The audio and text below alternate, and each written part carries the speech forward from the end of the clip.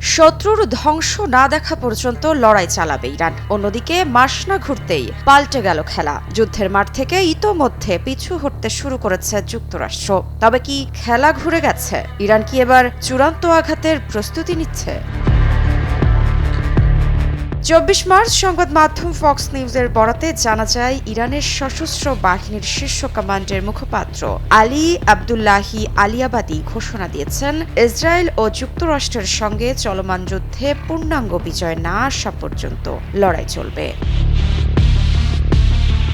ইরানের সামরিক বাহিনীর খাতাম আল আম্বিয়া সেন্ট্রাল হেডকোয়ার্টার্সের কর্মকর্তা মেজর জেনারেল আলী আবদুল্লাহি আলিয়াবাদীর এই মন্তব্য দেশটির রাষ্ট্রীয় টেলিভিশনে প্রচার করা হয়েছে। তিনি জানান, ইরানের অখণ্ডতা রক্ষায় দেশটির শক্তিশালী সশস্ত্র বাহিনী অবিচল। পূর্ণাঙ্গ বিজয় অর্জিত না হওয়া পর্যন্ত এই পথ চলা অব্যাহত থাকবে। তবে পূর্ণাঙ্গ বিজয় বলতে ঠিক কি বোঝাতে চেয়েছেন তা তিনি স্পষ্ট করেননি। তবে যুক্তরাষ্ট্রের সঙ্গে সম্ভাব্য আলোচনায় কোনো ধরনের ছাড় না দেওয়ার বিষয়ে সতর্ক করতেই ইরানি সামরিক বাহিনীর অবস্থানের বিষয়ে তিনি ধারণা দিয়েছেন বলে মনে করা হচ্ছে।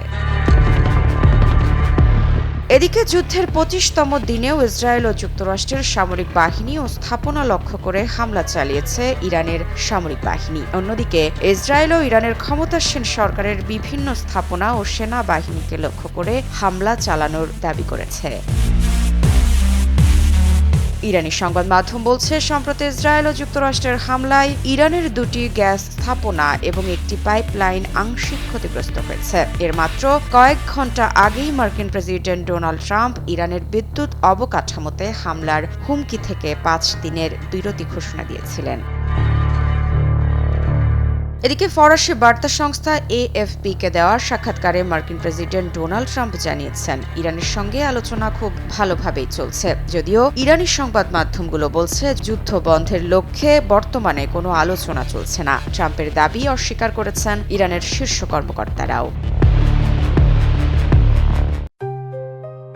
JBS holdings limited.